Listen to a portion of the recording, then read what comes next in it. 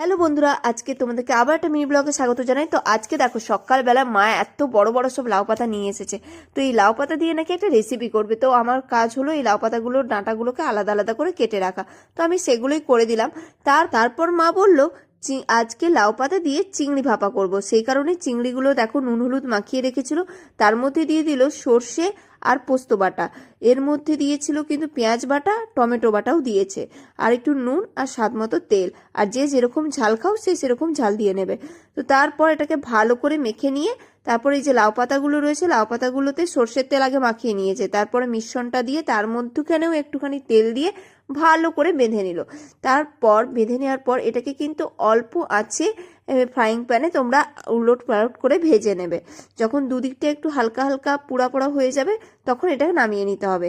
তো এই ছিল লাউ পাতা ভাপা রেসিপি, আর খেতে কিন্তু দুর্দান্ত হয়েছিল। রেসিপিটা ট্রাই করো, ভালো লাগলে